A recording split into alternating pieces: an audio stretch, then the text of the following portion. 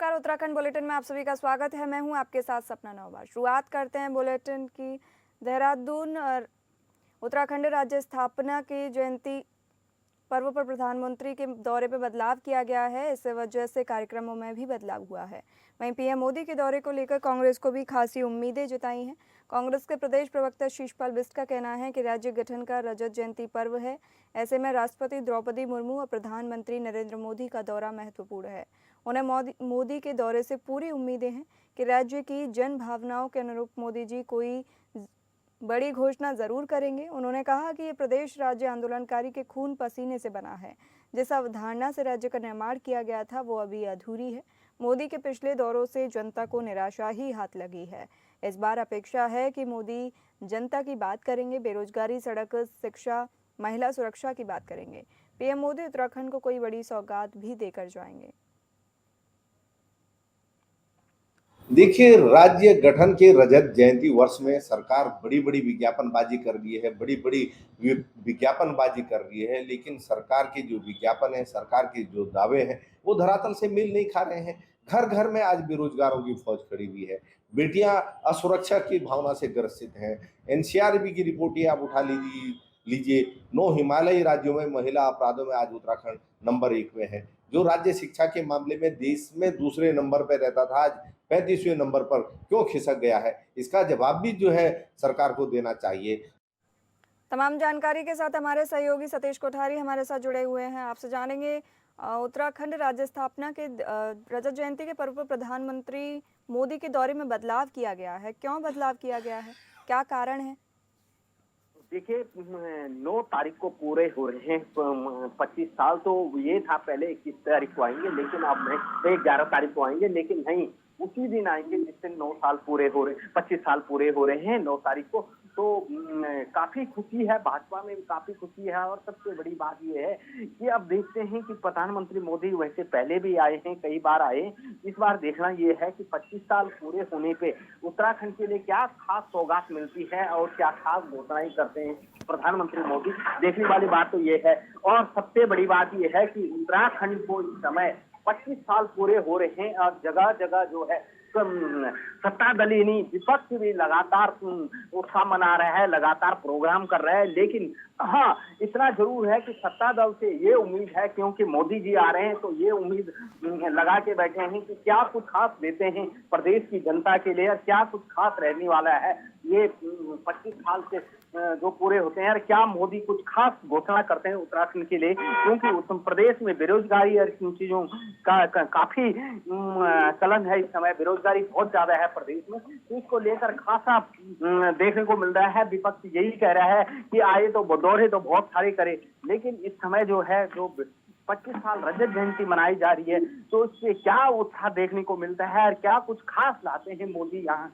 प्रदेश की जनता के लिए, क्या कुछ खास देते हैं, तो देखने वाली बात ये होगी। हाँ, इतना जरूर है, खुशी बहुत है, क्योंकि 25 साल पूरे होने पे जगह जगह कार्यक्रम लगे हुए हैं, जगह जगह भाजपा कार्यक्रम करवा रही है।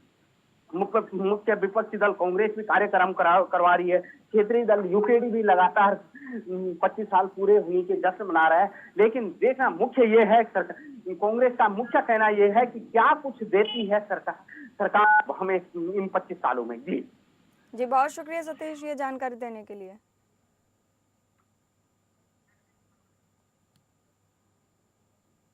मुख्यमंत्री पुष्कर सिंह धामी ने प्रदेशवासियों को इगास पर्व बूढ़ी दीपावली की बधाई एवं शुभकामनाएं दी हैं। इस अवसर पर जारी अपने संदेश में मुख्यमंत्री ने कहा कि हमारी लोक संस्कृति एवं परंपरा देवभूमि की पहचान है। उन्होंने कहा कि किसी भी राज्य की लोक संस्कृति एवं लोक परंपरा उस राज्य की आत्मा होती है। इसमें इगास का पर्व भी शामिल है। हमारे लोक पर्व एवं समृद्ध सांस्कृतिक विरासत सामाजिक जीवन में जीवंतता प्रदान करने का कार्य करते हैं। मुख्यमंत्री ने प्रदेशवासियों से अपनी लोक संस्कृति एवं लोक परंपराओं को आगे बढ़ाने में सहयोगी बनने की अपील की। उन्होंने कहा कि जिस तरह से संपूर्ण देश में सांस्कृतिक विरासत और गौरव की पुनर्स्थापना हो रही है, उसी तरह उत्तराखंड वासी अपने लोक पर्व इगास को आज बड़े उत्साह से मना रहे हैं। मुख्यमंत्री ने कहा कि हमारे लोग इगास पर्व पर अपनी परंपराओं के साथ अपने पैतृक गांव से भी जुड़ सके। इसके लिए राज्य में इगास पर्व पर सार्वजनिक अवकाश की परंपरा शुरू की गई है। उन्होंने कहा कि हमारी युवा पीढ़ी अपनी लोक संस्कृति एवं लोक पर्वों से जुड़े, इसके भी प्रयास होने चाहिए।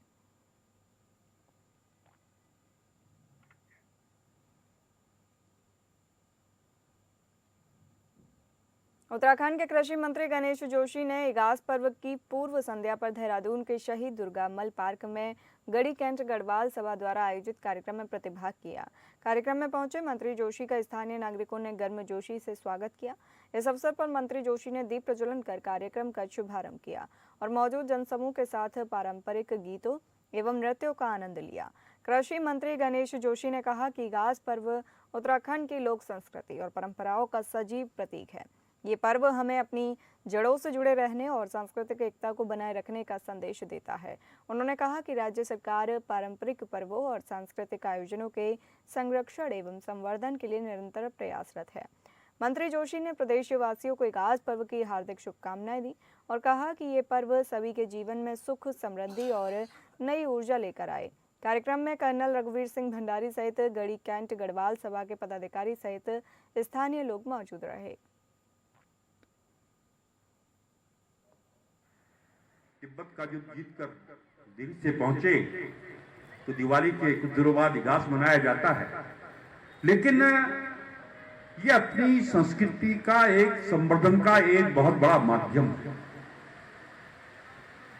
और देखिए, मैं जरा फौजी आदमी बहुत सीधी बात करता हूं, अपने आदर्शों को भूल रहे और हमारे गढ़वाल के लिए तो बहुत गौरव की बात है, क्योंकि हम लगातार हमारे राज्य स्थापना दिवस के कार्यक्रम चल रहे हैं।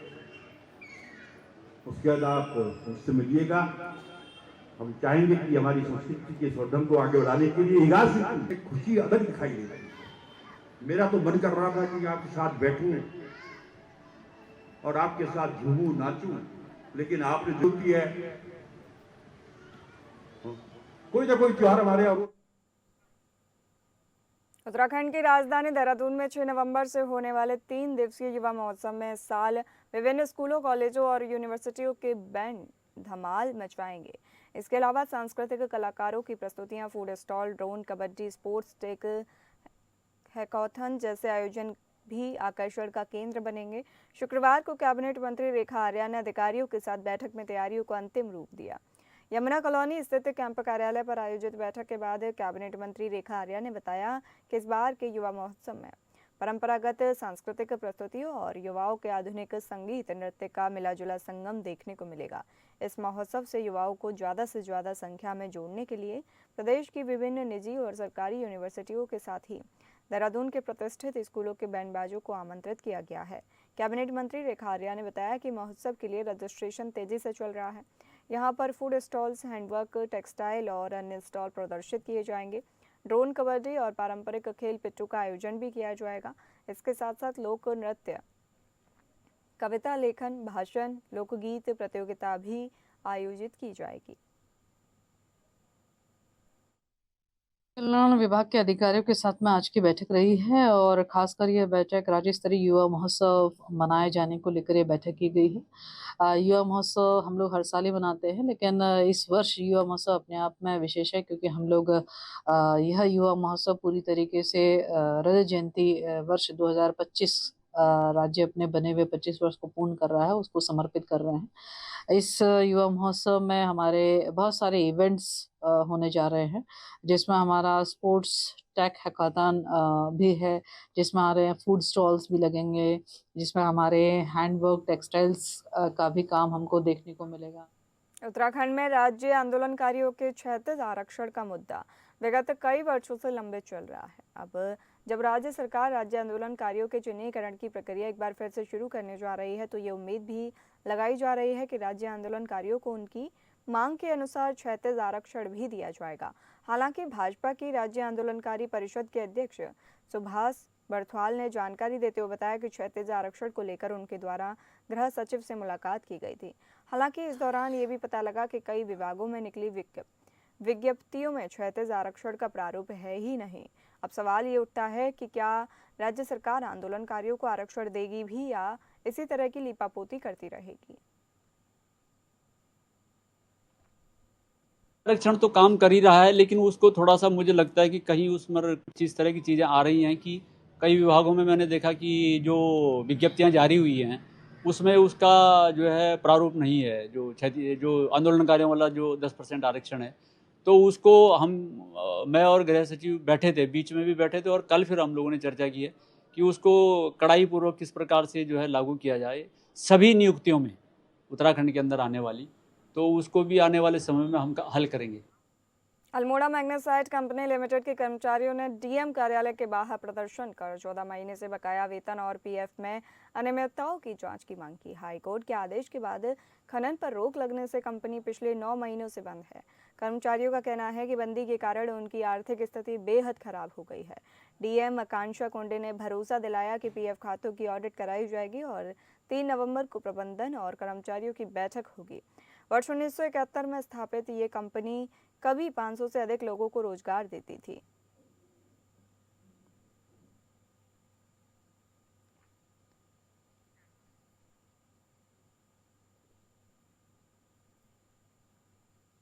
दिनेशपुर में मेडिकलों का औचक निरीक्षण किया।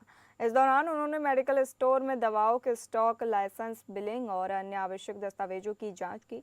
निरीक्षण में अनियमितता पाए जाने पर एक मेडिकल स्टोर पर कार्रवाई करते हुए उनकी दुकान बंद कर दी गई।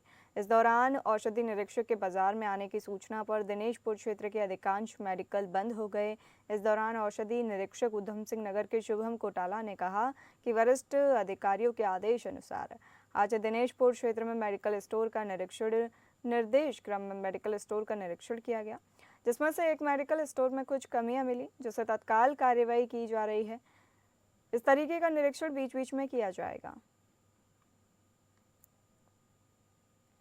हमारे जो स्वास्थ्य सचिव हैं और अपर आयुक्त महोदय से जो प्राप्त निर्देश हैं, उनमें हमें जनपद में औचक निरीक्षण की कार्रवाई करने के लिए निर्देशित किया गया है।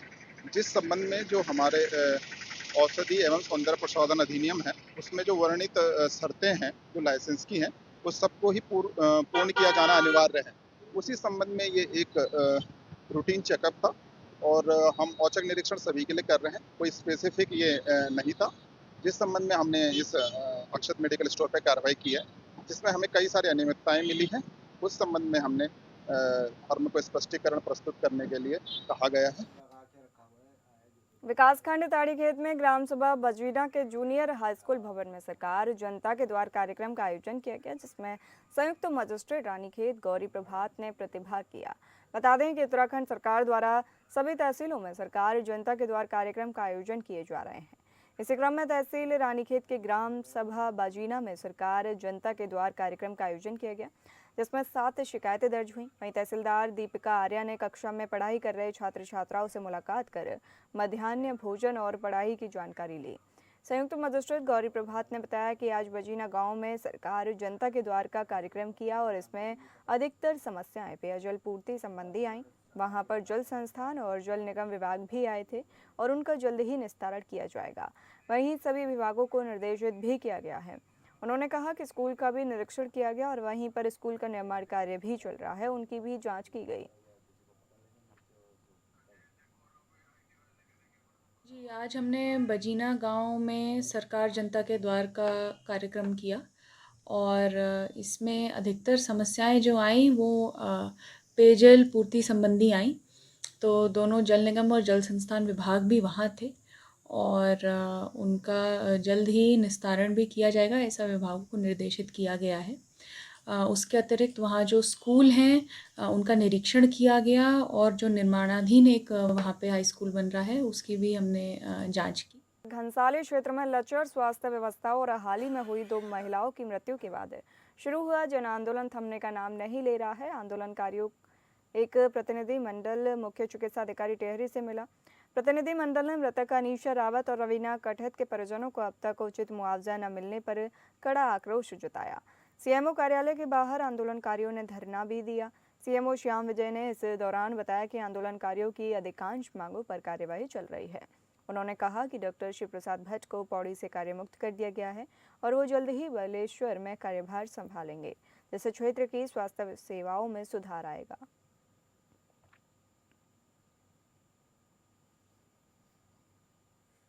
तेलंगाना से हमारे पास एक शिष्टमंडल आया था जिसमें दो वहाँ के जनप्रतिनिधि जिसमें विक्रम घणाता जी और अनुज लाल शाह जी, जो वर्तमान में जिला पंचायत सदस्य हैं, इनके द्वारा प्रतिनिधित्व किया गया है। इनकी जो मांगे थी, जो परसों इन्होंने हमको दी थी जब मैं यहाँ पे धरना स्थल पर गया था, उसमें से कुछ बिंदुओं पर हम लोगों ने त्वरित कार्रवाई करके, जैसे वर्तमान में वहाँ पे जो प्रभारी चिकित्सा अधिकारी पूर्व में तैनात थे, उनका स्थानांतरण अन्यत्र किया है और वहाँ पे एक कुशल और पूर्व में जिनका एक बेहतर अनुशासनात्मक क्षमता का इतिहास रहा है, बांग्ला संस्कृति के जीवंत प्रतीक जात्रागन को पुनर्जीवित करने के लिए नगर पंचायत अध्यक्ष सुमित मंडल आगे आए। बदलते दौर में जब सोशल मीडिया और आधुनिक मनोरंजन ने पारंपरिक कलाओं को हाशिए पर पहुंचा दिया है, ऐसे समय में इसे लोकनाट्य को जीवित रखना किसी तपस्या से कम नहीं। इसी उद्देश्य से नगर पंचायत परिसर में एक विशेष बैठक आयोजित की गई, जिसमें शक्ति फार्म, दिनेशपुर, झनकाया, रामनगरा, गोभिया, न्यूरिया, टांडा समेत कई क्षेत्रों के बांग्ला नाटक कलाकार शामिल हुए। बैठक में जय बाबा तारकनाथ नाट्य संस्था के प्रतिनिधि व वरिष्ठ कलाकारों ने भाग लेकर संसाधनों की कमी, मंच की अनुपलब्धता और आर्थिक तंगी जैसी समस्याएं रखीं। कलाकारों की बात सुनकर चेयरमैन सुमित मंडल ने भरोसा दिलाया कि नगर पंचायत हर संभव सहयोग करेगी और जात्रागन की परंपरा को खत्म नहीं होने दिया जाएगा। बैठक के अंत में सुमित मंडल ने सभी कलाकारों को अंगवस्त्र उड़ाकर सम्मानित किया।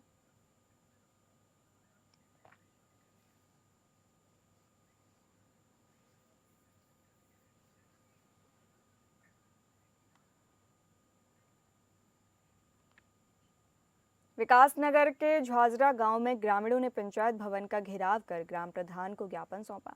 ग्रामीणों ने आरोप लगाया कि गांव की जमीनों पर बाहरी लोग कब्जा जमाकर झोपड़ियां बनाकर रह रहे हैं। विकासनगर की झाजरा ग्राम पंचायत में आज ग्रामीणों ने पंचायत भवन का घेराव कर ग्राम प्रधान अर्जुन कुमार को ज्ञापन सौंपा। ग्रामीणों ने बताया कि गाँव की जमीनों पर कुछ बाहरी लोग झोपड़ियां बनाकर रह रहे हैं, जबकि इनका कोई सत्यापन नहीं हुआ है। ग्रामीणों का कहना है कि एक और सरकार द्वारा लगातार सत्यापन अभियान चलाया जा रहा है, वहीं ये लोग बिना किसी सत्यापन के गांव में रह रहे हैं।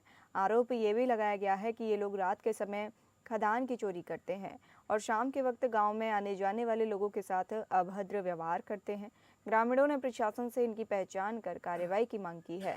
इस पर ग्राम प्रधान अर्जुन कुमार ने आश्वासन दिया कि जल्द ही इस संबंध में एसएसपी और डीएम देहरादून को शिकायत पत्र भेजा जाएगा, ताकि ऐसे लोगों को गांव से हटाया जा सके।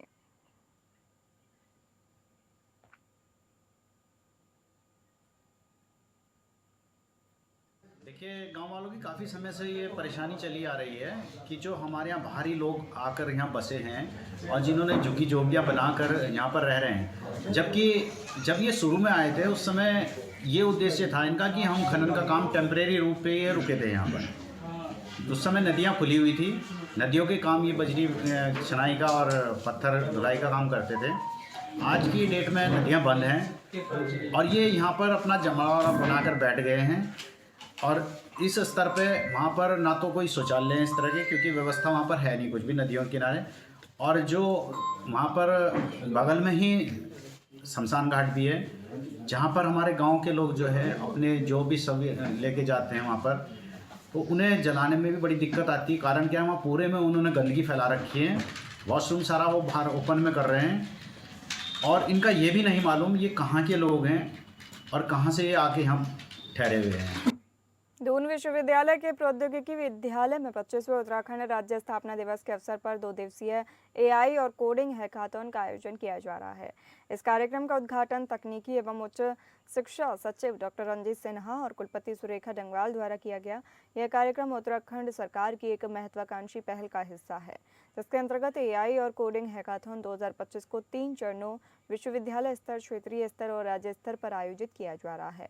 इस आयोजन का उद्देश्य युवाओं में तकनीकी रचनात्मकता, नवाचार और समस्या समाधान की क्षमता को बढ़ावा देना है, ताकि वे आधुनिक तकनीक के माध्यम से समाज की वास्तविक समस्याओं का समाधान खोज सकें।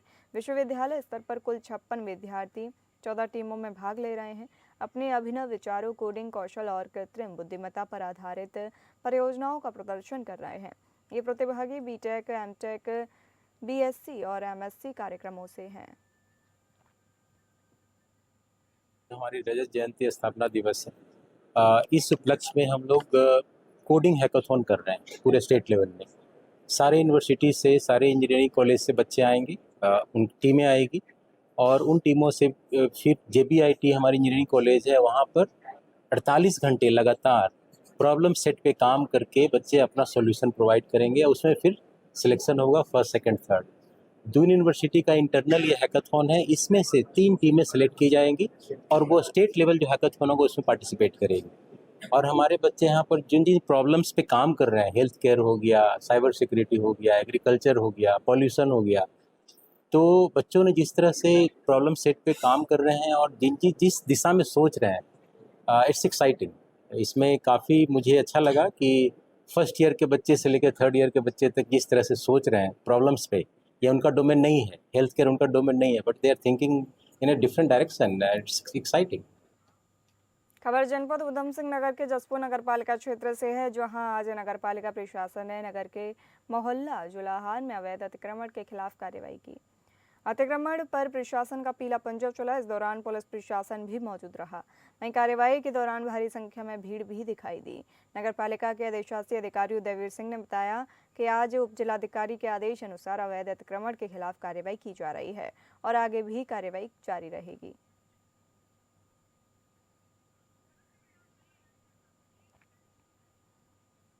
देहरादून में आंगनवाड़ी कार्यकर्तियों ने मानदेय बढ़ाने और स्थायीकरण की मांग को लेकर जोरदार प्रदर्शन किया। सैकड़ों की संख्या में कार्यकर्तियां सचिवालय की ओर कूच करने निकली, लेकिन पुलिस ने उन्हें सचिवालय से पहले ही रोक दिया।